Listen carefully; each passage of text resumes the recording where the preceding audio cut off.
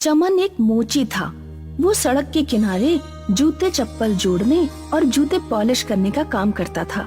अगर किसी बहन जी की चप्पल टूट गई तो चमन मोची के पास आइए, मात्र 20 रुपए में चप्पल ठीक कराइए। अगर किसी बाबूजी का जूता गंदा हो गया तो चमन मोची के पास आइए और 20 रुपए में जूता पॉलिश कराइए। चमन दिन भर में 150-200 रुपए से ज्यादा नहीं कमा पाता था। देर रात वो अपने घर सब्जी और आटा लेकर पहुंचा। लो सरला, आज फूल गोभी लेकर आया हूँ। सूखे मसाले डालकर खूब चटपटी करके बनाना। फूल गोभी इस समय बहुत महंगी है, तो गोभी लाने की क्या जरूरत थी। लौकी तुरई कद्दू खा खा कर मन उब गया है, तो आज मैंने सोचा गोभी ले चलता हूँ। अपनी कमाई देखकर चीजें खरीदा करो। महंगे आइटम खाने हैं तो ये मोचीगिरी छोड़कर कोई और काम धंधा शुरू करो। अब मैं और क्या काम करूँ? मेरे पिताजी भी मोची थे, उन्होंने ही मुझे सारे काम सिखाए। तुम जरा खाना बनाने से पहले थोड़ी चाय बना लो, वरना खाना खाने से पहले ही मुझे नींद आ जाएगी। कुछ देर बाद सरला चाय लेकर आई। ये लीजिए। मसाले खत्म हो चुके हैं, तुम हल्दीराम सेठ की दुकान से मसाले ले आओ, वरना गोभी बिल्कुल बेस्वाद बनेगी। जाता हूँ, अभी जाता हूँ, लेकिन कहीं हल्दीराम की दुकान बंद ना हो गई हो। चमन सेठ हल्दीराम की दुकान पर गया। हल्दीराम गांव में मसालों का सबसे बड़ा व्यापारी था। जब चमन हल्दीराम की दुकान पर पहुंचा, तो हल्दीराम उस समय दुकान का शटर गिरा रहा था। सेठ जी रुक जाइए, मुझे 50 ग्राम धनिया, 50 ग्राम कश्मीरी लाल मिर्च, 50 ग्राम सब्जी मसाला और 50 ग्राम हल्दी दे दीजिए। अब मैं तुम्हारे 50-50 ग्राम मसालों के लिए फिर से दुकान खोलूं? टाइम पर क्यों नहीं आते? माफ कीजिए सेठ जी, आज काम से लौटते वक्त जरा देर हो गई। मेरी घरवाली में भी बुद्धि जरा कम है। जब मसाले पूरी तरह से खत्म हो जाते हैं तभी बताती है। पैसे लाए हो या खाली हाथ ही चले आए हो? नहीं सेठ जी, पैसे लेकर आया हूँ। हल्दीराम ने दुकान खोलकर सारे मसाले दिए। ये लो 400 रुपए दो। सेठ जी 400 रुपए कैसे हो गए? क्या मसाले इतने महंगे हो गए हैं? देखो रात के 11 बजने वाले हैं, ये मोल भाव करने का समय नहीं है। तुम जैसे गरीबों को तो सौदा देना ही बेकार है। चुल्लू भर सामान खरीदते हो और दाम देने में भी आनाकानी करते हो। तुम्हारे पास 400 रुपए हैं तो बताओ, वरना मेरा समय बर्बाद मत करो। सेठ जी इस समय मेरे पास 200 रुपए हैं, आप इन्हें रख लीजिए। कल मैं आपको बाकी के 200 रुपए दे जाऊंगा। ले जाओ फ्री का माल। तुम गरीबों को सामान उधार दे देकर मेरे हजारों रुपए फंस गए हैं। हल्दीराम ने चमन की खूब बेइज्जती कर ली, फिर उसे मसाले दिए।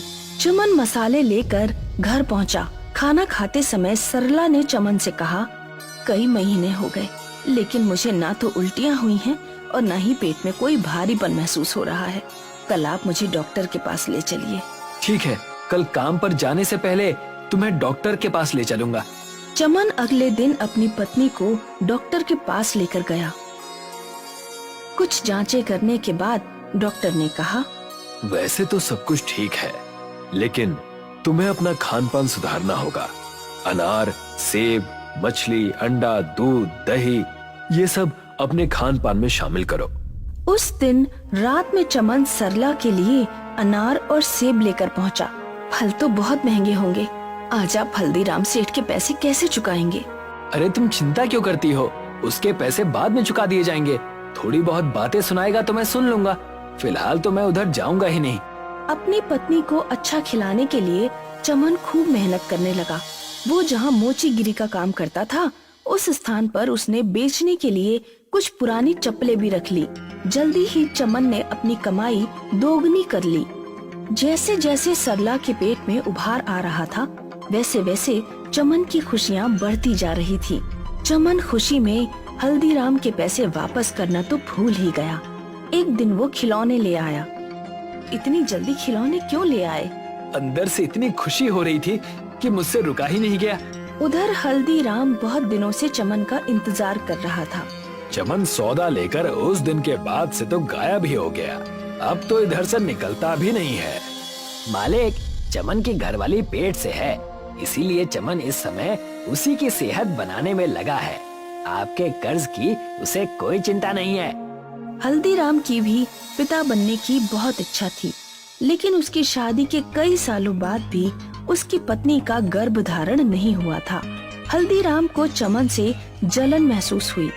200 का सूद बढ़ते बढ़ते 5000 पहुंच गया है। अब मैं चमन से पूरे 5000 वसूल करूंगा। रात में दुकान खुलवाकर सामान लेकर गया और अब पैसे देने का होश नहीं।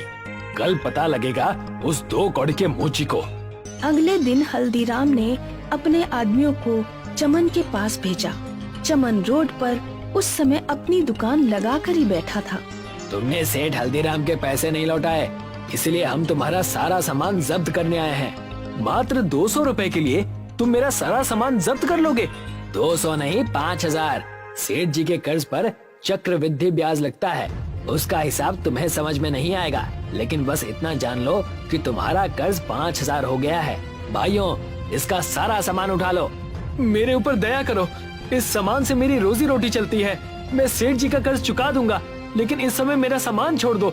मैं तुम्हारे सामने हाथ पैर जोड़ता हूँ। ये सब ड्रामा ना हमारे सामने नहीं चलेगा। हल्दीराम के आदमियों ने चमन का सारा सामान बटोर लिया और ले गए। चमन रोता हुआ उनके पीछे पीछे हल्दीराम के पास पहुंचा। सेठ जी, मेरी पत्नी गर्भवती है। इस समय मुझे पैसों की बहुत जरूरत है। मेरे ऊपर दया कीजिए, मेरा सारा सामान लौटा दीजिए। 5000 चुका दो, फिर अपना सामान ले जाना। मेरे सामने रोने धोने का कोई फायदा नहीं, मुझे सिर्फ पैसों से मतलब है। चमन उदास होकर घर पहुंचा। क्या हुआ, आज आप इतनी जल्दी कैसे घर आ गए? हल्दीराम सेठ ने मेरा सारा सामान छीनकर अपने पास रख लिया। कहता है 5000 का कर्ज चुकाओ, फिर सामान वापस मिलेगा। उस हल्दीराम की हिम्मत इतनी बढ़ गई, तुम अभी पुलिस के पास जाओ। पुलिस के पास जाने का कोई फायदा नहीं। हल्दीराम की बहुत जान पहचान है, मेरे जैसे गरीब की पुलिस नहीं सुनने वाली। तो आप क्या हाथ पे हाथ धरे बैठे रहेंगे, कुछ नहीं करेंगे? बहुत कुछ करूंगा। तुम कहती थी ना कि मोचीगिरी का काम छोड़ दो। हल्दीराम की वजह से ही सही ये काम अब छूट गया। अब मैं जूते चप्पलों की दुकान खोलूंगा। लेकिन उसके लिए पैसे कहाँ से आएंगे? मकान गिरवी रखकर। चमन ने अपना मकान गांव के प्रधान के पास गिरवी रख दिया और 2 लाख का इन्वेस्टमेंट करके जूते चप्पलों की शानदार दुकान खोली।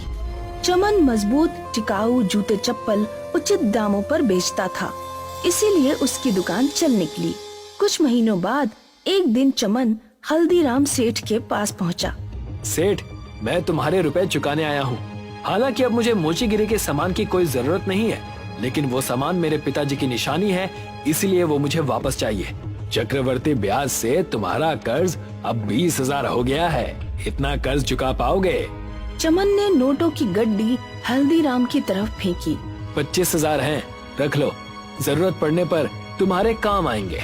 चमन मोचीगिरी का अपना सारा सामान ले गया। हल्दीराम को पहली बार अपना अपमान महसूस हुआ। मेरा इतना अपमान! कल का ये मोची आज मेरे सामने रुपए फेंक कर गया है। प्रधान जी के पास घर गिरवी रखकर इसने अपनी दुकान शुरू की है ना, मुझे सब पता है। इसकी वो हालत करूंगा कि ना ये घर का रहेगा ना घाट का। एक दिन हल्दीराम प्रधान के पास गया। जय राम जी की प्रधान जी। राम राम हल्दीराम, आज इधर दर्शन कैसे दे दिए? तुम्हें तो मसालों से नोट कमाने से ही फुर्सत नहीं मिलती। प्रधान जी, मैं आपके पास अपना कारोबार बढ़ाने के सिलसिले में ही आया हूँ। दरअसल मैं चमन का मकान खरीदना चाहता हूँ। वो जगह गोदाम बनाने के लिए एकदम परफेक्ट है। मैं उस मकान के 5 लाख रुपए देने को तैयार हूँ। आपके पास उस मकान के कागज तो हैं ही, मुझ पर कृपा करें और वो मकान मुझे बेच दें। 5 लाख की कीमत सुनकर प्रधान के मन में लालच आ गया। उसने अपने आदमी को भेजकर चमन को अपने घर बुलवाया। क्या बात है प्रधान जी, आपने मुझे क्यों बुलाया? तुम्हारा कर्ज बढ़ते बढ़ते 4 लाख हो गया है। मुझे इस समय पैसों की जरूरत है। 4 लाख का कर्ज अभी चुकाओ, वरना तुम्हारा मकान और दुकान दोनों मैं बेच दूंगा। ये आप क्या कह रहे हैं प्रधान जी? आपने तो मुझे 2 साल का समय दिया था। अब इतनी जल्दी मैं आपके पैसे कहाँ से लौटाऊं? आज शाम तक रुपयों का इंतजाम करो, वरना मकान और दुकान दोनों छोड़ दो। चमन कुछ दिन पहले ही हल्दीराम को 25,000 रुपए देकर आया था। उसके पास 4 लाख का इंतजाम किसी भी तरह नहीं हो सकता था। शाम को प्रधान के आदमी चमन के पास गए और उसकी दुकान और मकान पर कब्जा कर लिया। चमन की पत्नी 8 महीने की गर्भवती थी। चलो जंगल की तरफ चलते हैं, गांव में तो हमारे लिए कोई जगह नहीं बची।